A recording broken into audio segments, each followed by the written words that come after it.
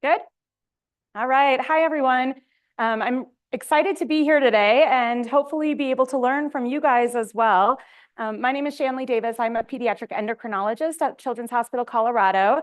And my kind of niche area is taking care of kids that have rare disease conditions and endocrinopathies associated with that. So that being said, I have actually never seen a kiddo with WSS. So was excited to read more about this in the literature and would love to meet some of your kids and hear some of the endocrine type concerns that you guys might have. All right, so yes, we're talking about endocrine. Endocrine is the study of hormones, and in particular, we're going to talk today about growth and growth hormone. We're then going to transition to talk about puberty, a little bit about thyroid, and then other endocrine findings in WSS. All right, to start off with, we're going to talk about growth and what is known about growth in WSS.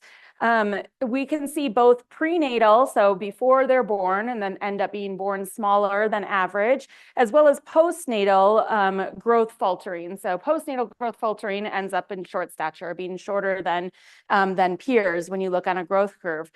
Is this do I have a laser? No? Okay, all right, no laser. Oops. Back, forward. Okay. So based on what I could find in the literature, 50% or so of individuals with WSS will be below the 5th percentile on the growth curves for height. So dependent upon age, when you get to an adult height, that is around 5'4", and for a female around 4'11". There are potentially many things that can contribute to poor growth, and we certainly don't have all the answers of what is contributing to this shorter height in individuals with WSS.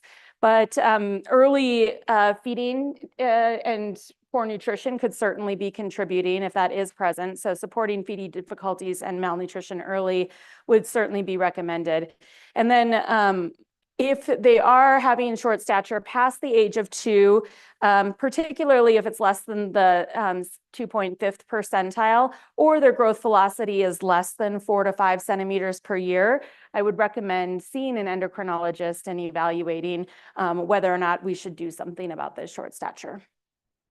So what are the things that we might consider or might do? How many of you guys have been to an endocrinologist before? Okay, so lots of you. You probably are familiar with this bone age X-ray idea. So a bone age radiograph is an X-ray of the left hand. That's a very quick, non-invasive way for us to be able to look at the skeletal maturation of an individual. So as you are getting older, it has a 10-month-old on the far right there and all the way to an 18-year-old. It might be hard for you guys to see, but there are spaces in the growth plates. Well, I guess you can just even see the calcification is much different in the younger 10-month-old than you can see right here if you just look at the wrist bones there. But more importantly, these growth plates up here are completely closed in this 18-year-old, just a sliver in this 15-year-old, and in the 10-year-old, you can see much more. There's more of a wide space there. So obtaining a bone age can help us understand what the skeletal age is of the child and how much growth potential that they have left. So if your bone age is delayed, it means your bones look younger than what your chronological age is, which also means you have more time to grow. So it's okay if you're maybe lower on the growth curve because you're going to grow a little bit longer. If your bone age is advanced, however, your bones look older than they are, and then you have less time to grow. And so this is an important tool that we use in endocrinology to kind of help anticipate where a child is growing now and also what their potential is for reaching adult height in the future. All right, so let's talk about growth hormone. So it looks like that growth hormone is definitely more common in WSS than in the general population, around 20%. One study I saw said 30%. These are very small numbers, however, of individuals that are actually being tested for this. And so I think that the true prevalence is probably not known. Growth hormone is made in the pituitary gland, which is at the base of the brain, and it is secreting this growth hormone in a pulsatile fashion. And so you can't just measure growth hormone at any given point throughout the day. It actually has most of the pulsatility at night. And so what we do is we use this surrogate marker called IGF-1 or insulin-like growth factor 1 to give us an idea. Oh, thank you. Okay, awesome. To give us an idea if the downstream effects of growth hormone are being seen or not, and if they're not, if IGF-1 is low, that is a screening tool for us for growth hormone deficiency or inadequate growth hormone production. However, that is just an idea of whether or not a child has growth hormone deficiency. It doesn't diagnose growth hormone deficiency. The next step is to do a growth hormone stimulation test, which is a diagnostic test. This actually involves coming in, getting an IV, usually in an infusion center, and getting an agent that stimulates growth hormone production in our bodies so that then we can test at certain time points, 30, 60, 90 minutes after getting these stimulants to see if your body makes growth hormone appropriately. And really, insurance companies, for the most part, require you to fail 2 growth hormone stim tests, so 2 different agents, which we do at the same time, in order to diagnose growth hormone deficiency most of the time. If growth hormone deficiency is indeed diagnosed, we really want to make sure that there's not a problem with the pituitary gland in terms of like a tumor essentially being there. That's not likely in WSS, but it is kind of standard of care for anyone we diagnose with growth hormone deficiency, that we want to look at the pituitary gland with the brain MRI, specifically cuts to look at the pituitary gland itself. And then we also want to evaluate if the rest of the pituitary gland is working appropriately. So the pituitary gland controls not just growth hormone, but also thyroid hormone, your adrenal gland, so cortisol production, and multiple other hormones important for function in the body as well. So if we diagnose growth hormone deficiency, those are really the next steps. Then we talk about growth hormone treatment. So growth hormone is given via injections. At this point, there are 2 different options available. The daily shots, which have been used for decades at this point, as well as now they just approved recently a weekly formulation of growth hormone as well. Both are subcutaneous, so just small shots right underneath the skin and done at home. So this isn't something you have to have a physician or a nurse practitioner or anyone else do. This is a growth chart here. I guess I should have backed up for those of you that may not be super familiar with growth charts. This is age on the x-axis here, so 1, 2, 3, 4 years old. This is height on the y-axis. And this is the height curve, this being the normal curve at whatever, I don't actually even know what country this growth curve is from. And then these plots right here are the individual with WSS. And you can see that they were well below the growth curve. They were diagnosed with growth hormone deficiency, started on growth hormone, and had a wonderful response, caught up, not just caught up to the growth curve, but really surpassed the lines on the growth curve there. So it has been reported to have a good response in individuals with WSS that have growth hormone deficiency. That being said, obviously, these are still kind of case reports and not necessarily, multiple people. And some people may not respond well to growth hormone as well. So it still needs to be individualized. I also wanted to point out that at least in one paper, they noted that 6 individuals with WSS were diagnosed with growth hormone deficiency, but only 3 elected to pursue growth hormone injections or growth hormone treatment.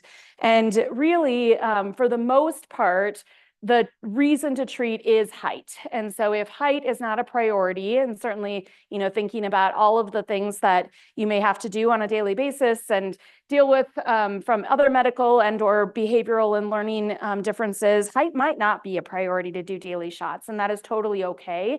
There's, I haven't seen anything that suggested that this growth hormone deficiency was severe enough to be associated with other complications other than height. The biggest one being low blood sugar, which can sometimes happen in severe growth hormone deficiency. If there was severe growth hormone deficiency that was causing hypoglycemia or low blood sugar, that would be a different story. All right. All right, we're going to shift gears to puberty because I was told I'm not supposed to take questions until the end, but we can come back to growth as well. All right, so we're going to go over some basics about puberty because I'm a puberty doctor and I get really excited about it. And my, peri-pubertal boys really hate every time they come to the office and I talk about these things.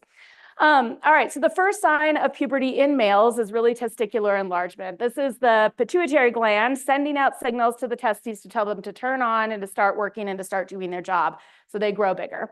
The next, that happens at an average age of 11 and a half, but anywhere from 9 to 14 can be totally normal. So before 9 is going to be precocious puberty or early puberty. After 14, we're going to be working up delayed puberty, but anywhere else in that range is totally within normal limits. After testicular enlargement, we see pubic hair, then penile growth. Gynecomastia, or the development of breast tissue, actually happens in about half of boys, but is temporary and goes away. Then voice change, a growth spurt. Spermarchy is the actual start of making sperm. And then finally, more facial and body hair development as well. For females, the first sign is breast enlargement. Again, we can't see the gonads in females, the ovaries. So what is happening behind the scenes is the pituitary gland is sending those same signals to the ovaries to turn them on and to start working. But the first sign that we see physically is really the estrogen that those ovaries are making in the form of breast development. This happens about a year earlier than it happens in boys, so around 10 and a half, but the range is anywhere from 8 to 13. That is totally normal. After breast buds, we see pubic hair, growth spurt, menarche, or the start of periods, and then actually regular cycling that happens a couple of years sometimes after that. All right, so let's talk about what we know about puberty differences in WSS. So the first thing I saw in the literature was this premature adrenarche, which happens in about a third of kids, it sounds like. So what does this mean? Premature adrenarche is the finding of pubic hair or other signs of adrenal hormone production before the age of 8 in girls or before the age of 9 in boys. This is not a true puberty, so the brain isn't sending signals to the testes or ovaries, but for some reason, the adrenal glands, which sit above your kidneys, and they make some of these adrenal hormones, turn on early.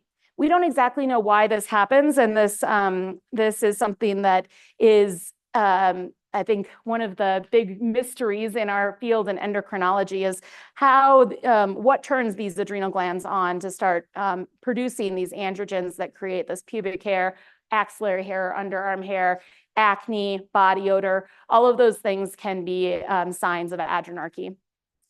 The good news is that if it's just premature adrenarche, there's nothing really that you have to do. Usually this is not associated with progression of puberty or progression into early true puberty. And usually it's not associated with an advancement in the bone age, which is one of the things we're concerned about if it is true puberty. So for the most part, we can just monitor this, although we have to be sure that it is truly just premature adrenarche and not actually true puberty.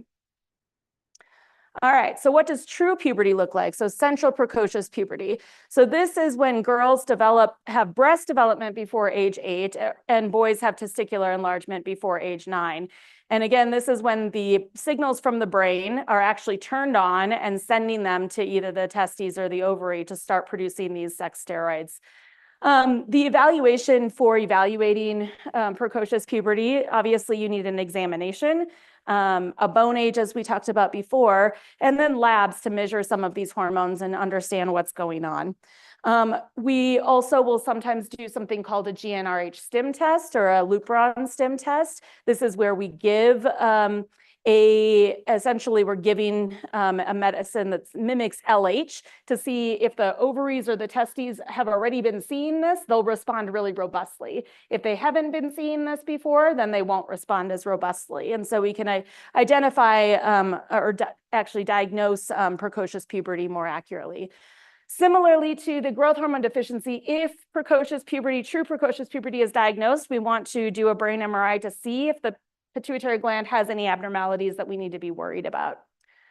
If puberty is diagnosed, we would consider giving if precocious puberty is diagnosed, we would consider giving a GnRH agonist, which is a type of puberty blocker. This is usually an intramuscular injection that is given every 1 to 6 months. Now they even have a year formulation as well, or an implant that can be put in for 1 to 2 years is another option. We recommend monitoring pubertal before, just in general, how to pick this up early is to monitor puberty in all children, and of course, referring to endocrine if there are any early signs of puberty to determine and weed out if it is true central precocious puberty, if it is only adrenarche or other forms of early puberty that we might need to explore. All right, what about the opposite? What about delayed puberty? So this is when the system doesn't turn on, or it turns on, but it doesn't progress like it's supposed to. So failure to progress in puberty can sometimes go into this bucket as well. So this definition is no breast development by age 13 in girls, or no periods by age 15 to 16. There's some blurriness in there, but certainly by 16. For boys, it's no testicular enlargement by the age of 14. Again, these can start and then not progress through all of the stages of puberty. The evaluation is almost the exact same as what we've been talking about for precocious puberty, although we may also want to do an ultrasound. And the reason that I added in the ultrasound is because at least in some girls with WSS, they have an absent uterus. And that would be one reason why you have signs of hormones, so breast development, but not actually having periods or menses, because you have no uterus to have menses. And so depending upon what the labs look like, ultrasound may be indicated as well. Again, depending upon what the labs look like, we may want to actually stimulate the signs of puberty, so giving estrogen to girls or giving testosterone to boys. Usually we would give that in a short course, like about 6 months, and then stop and see, is the body going to now pick up on its own and do its own thing, kind of like stimming the system, or is it going to need some help ongoing to progress through puberty? All right. I wanted to also put a slide in here about growth attenuation. So we were talking about growth promoting things, for short stature, and the idea of treating precocious puberty is also so that they don't close their growth plates too early and they'll continue to grow. However, for some individuals with severe intellectual and motor disabilities, small size is actually a good thing. And maybe we don't want to treat small size, or potentially for some kids, we may even want to promote small size. So we do, in some individuals, give high-dose estrogen to close those growth plates early, really even certainly in childhood before true puberty starts. This is definitely a case-by-case basis. This is not I think that the majority of kids with WSS would not qualify for this, but I wanted to point it out that is sometimes an option, and certainly needs to be, I think, considered for some individuals. Similarly, not necessarily actively causing short stature, but not treating growth hormone deficiency or not treating early puberty can also be thought of as a passive growth attenuation of some sort. Essentially, not electing to do treatment will keep them a smaller size than what treatment would. All right, shifting gears to thyroid disease. So the thyroid gland is located here in our neck. It is kind of a mysterious gland that a lot of people know about, hear about, but don't actually know what it does. So the thyroid gland produces thyroid hormone, which for the lab perspective is known as T4. It also converts to T3 after it gets out of the thyroid. And similarly, we've been talking a lot about the pituitary gland. The pituitary gland controls this thyroid hormone, thyroid gland and the production of thyroid hormone. So the pituitary gland sends out signals to the thyroid, in this case it's TSH, thyroid stimulating hormone, to tell the body or to tell the thyroid to make more thyroid hormone. Thyroid hormone then goes to all different parts of the body. Thyroid hormone is important for maintaining our metabolism. It is important for kind of like all of our balance in our body, essentially. So with low thyroid or inadequate thyroid production, you can see poor growth. You can see cold intolerance, so feeling cold all the time, even when other people are not cold, fatigue, and dry skin. Weight gain is classically talked about in adults, but we don't always see weight gain in kids. In fact, they can actually have more of a undernourished profile as well. So there are a couple different types of hypothyroidism or underthyroid production. One is congenital hypothyroidism. So this is present at birth and usually picked up on the newborn screen. So if you are in any of the 50 states in the US, you would have been tested for this, or your child would have been tested for this. It is essentially that the thyroid gland is either absent or not working from a very early age. This is, I guess, reported in WSS as well, although I have no idea what the prevalence is. And then there's acquired hypothyroidism, or the hypothyroidism that can come on after birth. So the majority of acquired hypothyroidism is because of autoimmune conditions. So you might have heard of Hashimoto's thyroiditis. That is when the body attacks part of the thyroid gland, the immune system attacks part of the thyroid gland, and you're not able to produce thyroid hormone as efficiently. This acquired hypothyroidism has also been described in WSS, although it's certainly not in enough detail for me to understand what type of thyroid problem it actually is. In any case, the assessment for thyroid problems or hypothyroidism, either congenital or acquired, is measuring a TSH in the blood and measuring a T4 in the blood. An elevated TSH means the pituitary gland is trying real hard to get the thyroid to do its job and to work. And so that is the first really sign of hypothyroidism. And the second sign is if the T4 is actually below the lower limit of normal. And the treatment is pretty simple. It is a pill that we give on a daily basis. That pill is called levothyroxine. It is really just T4 that the body is not making. All right, searching for other endocrine differences that have been reported in WSS. There's been reports of undescended testes. So these are when the testicles are not down in the scrotum at the time of birth. They are still up either in the canal or either in the abdomen. Most of the time, these will descend on their own within the first couple of months of life. However, if they have not descended by age 6 months, we recommend referral to urology because we want to actually physically bring those down through a surgical procedure and tack them down to decrease the risk of future infertility as well as tumor formation in the future as well. There's also some genitourinary differences that have been described in women, the most common being an absent uterus. And this can be diagnosed with a pelvic ultrasound, so a transabdominal pelvic ultrasound. I think that a kidney ultrasound is routinely recommended anyway for WSS, and I think that you could just do a full abdominal ultrasound and confirm, yes, there is a uterus there. I will say, however, though, in babies especially, and really any prepubertal girl, the uterus is often pretty small, and so sometimes it's missed, especially if you don't have a radiologist or a ultrasonographer who is really used to looking at little kids and little girls. And so if you don't see a uterus, I would still proceed with further imaging before we get too excited about that. Let's see. I also saw that heavy or irregular periods affected about 15% of females, with some of them actually diagnosed with polycystic ovarian syndrome. If there is menstrual irregularities or menstrual concerns, I think gynecology or endocrinology can be a starting point for that, if that is a disturbing feature for individuals. And then there's this mention of metabolic bone disease, but it really didn't go much further than that. And metabolic bone disease can mean a lot of different things. And I'm not quite clear on what the literature actually, when it says individuals might have metabolic bone disease, what that exactly entails or what the reasons for that are. So I'd love to hear kind of from the audience any experience that you've had with that.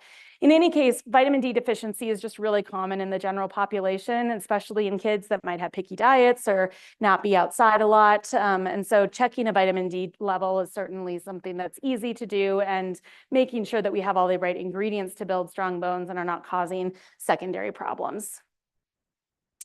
All right, so after kind of synthesizing everything that I read about, my recommendations from an endocrine perspective for everyone would be to, number one, plot growth at least annually on typical growth curves. So there's not currently any Wiedemann-Steiner Syndrome growth curve that is unique, but we can just use the typical WHO or CDC or other country growth curves. And if you're falling or not following the trajectory, going for evaluation at that point. Monitoring for signs of puberty really throughout all of childhood, but making sure that we're starting in that time frame that is normal. And if it starts either early or late, referring to endocrine. I think it's a loose recommendation, but because the symptoms of hypothyroidism can be so subtle and also look like a lot of different things, especially with growth faltering, checking a TSH every couple of years is a pretty easy thing to do, especially if you're getting blood work done. Hypothyroidism is such an easy thing to treat, and it would be a shame to miss it when we would be able to be treating. And then any other endocrine concerns as well. Obviously, referral to your friendly endocrinologist is always a great idea. And I have my email on here if anyone does have questions following this conference that you want to talk about. I'm happy to